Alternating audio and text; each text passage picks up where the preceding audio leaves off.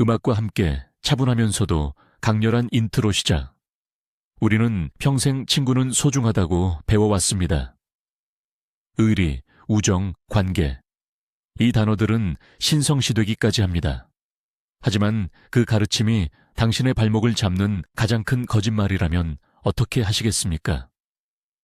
당신의 잠재력을 갉아먹고 당신을 과거에 묶어두는 족쇄가 바로 그 소중한 관계 속에 숨어 있다면 말입니다. 오늘 우리는 스토아 철학의 가장 냉철하고 강력한 가르침 중 하나를 파헤칠 것입니다. 바로 당신의 성장을 막는 관계를 조용히 그리고 완벽하게 정리하는 기술입니다. 이것은 99%의 사람들이 감정적인 이유로 외면하는 진실입니다. 하지만 내면의 힘과 지적 우월성을 추구하는 당신은 이 진실을 마주할 준비가 되어 있습니다. 영상을 시작하기 전 성장을 위한 단절에 동의하는지 당신의 생각을 댓글로 남겨주십시오. 저는 모든 논쟁을 환영합니다. 이제 시작하겠습니다. 우리는 역사상 가장 연결된 시대에 살고 있습니다. 소셜미디어, 메신저, 끊임없는 알림. 이 모든 것이 우리를 다른 사람들과 묶어놓습니다. 하지만 이 연결의 이면에는 어두운 그림자가 있습니다. 바로 에너지의 누수 현상입니다. 당신은 분명 경험해 봤을 겁니다. 큰 목표를 세우고 열정적으로 하루를 시작했지만 단 한 번의 통화, 단 한 번의 만남 이후 모든 에너지가 소진되는 느낌. 당신의 비전을 비웃고 당신의 노력을 평가절하하며 끊임없이 불평과 부정적인 에너지를 쏟아내는 사람들. 그들은 당신의 시간을 훔치고 당신의 정신을 오염시킵니다. 대부분의 사람들은 이런 관계를 어쩔 수 없는 것으로 치부합니다. 오랜 친구라서, 가족이라서, 혹은 그들을 실망시키고 싶지 않아서라는 이유로 자신의 성장을 희생합니다. 이것이 바로 평범한 다수의 선택입니다. 하지만 스토아 철학은 완전히 다른 길을 제시합니다. 그것은 감정적 희생이 아니라 이성적 선택을 요구합니다. 당신의 가장 중요한 자산은 시간도 돈도 아닌 바로 평정심 아타락시아과 내면의 요새 인너 시타델라고 말합니다. 그리고 이 요새를 위협하는 모든 것은 그것이 누구이든 경계하고 차단해야 할 대상입니다. 이것이 바로 우리가 오늘 탐구할 현대적 전사의 길입니다. 첫 번째 단계, 에너지 뱀파이어의 진짜 얼굴을 직시하라. 우리가 가장 먼저 해야 할 일은 적을 명확히 식별하는 것입니다. 하지만 여기서 말하는 적은 악당의 얼굴을 하고 있지 않습니다. 오히려 그들은 아주 친숙하고 때로는 선의를 가진 모습으로 당신 곁에 머뭅니다. 스토아 철학은 겉모습이 아닌 그들의 행동이 당신의 내면에 미치는 영향으로 판단하라고 가르칩니다. 에너지 뱀파이어는 크게 세 가지 유형으로 나뉩니다. 첫째, 불평가입니다. 그들은 세상의 모든 문제에 대해 불평하지만 해결책에는 관심이 없습니다. 그들과 대화하고 나면 당신은 세상을 긍정적으로 바라볼 힘을 잃게 됩니다. 둘째, 과거 회상가입니다.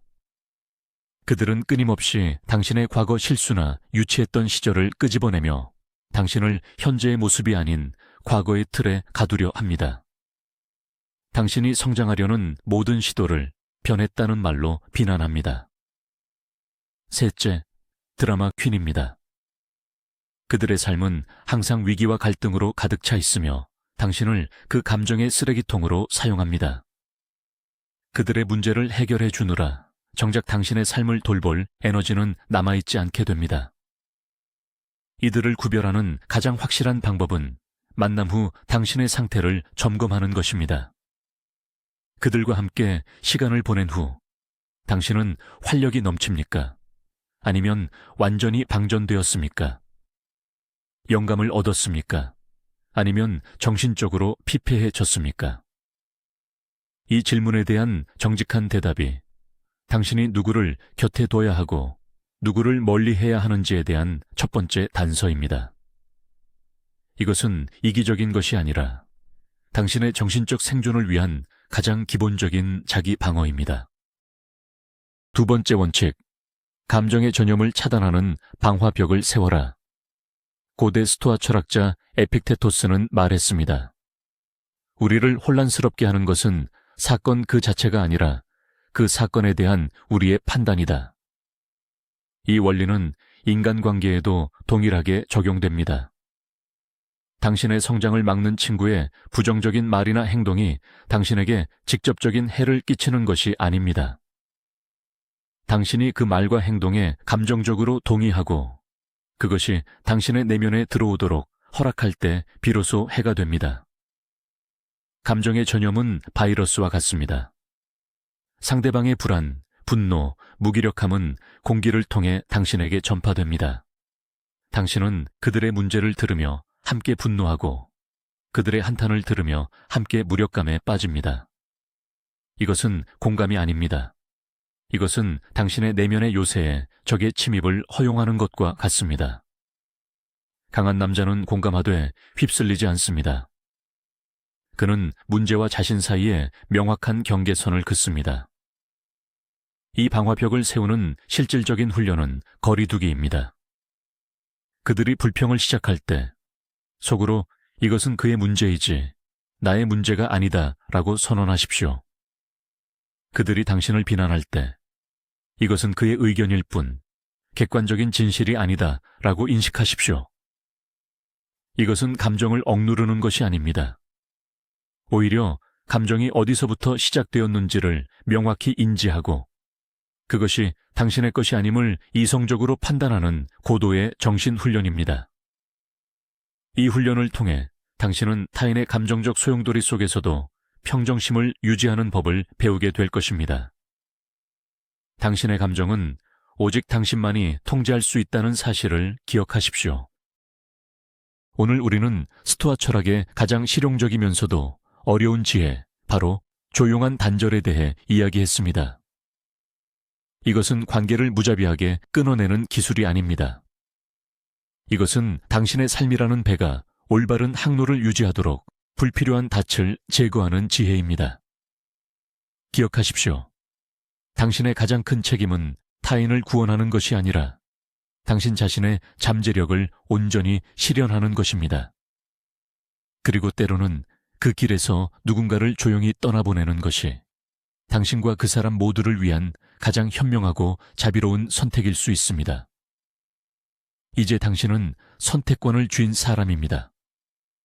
당신은 더 이상 타인의 감정과 기대라는 파도에 휩쓸리는 배가 아니라 스스로 항로를 정하고 폭풍우를 헤쳐나가는 강인한 선장입니다. 그 힘은 이미 당신 안에 존재합니다. 스토아 철학은 단지 그 힘을 깨우는 열쇠일 뿐입니다. 이 깊은 여정에 함께 해주셔서 감사합니다. 이 영상이 당신의 내면에 작은 불씨를 지폈다면 구독과 좋아요로 그 불씨를 계속 키워주십시오. 마지막으로 질문을 하나 남기겠습니다. 오늘 이야기한 내용 중 당신의 삶에서 가장 먼저 적용해보고 싶은 원칙은 무엇입니까? 댓글을 통해 당신의 결심을 세상에 공유해 주십시오.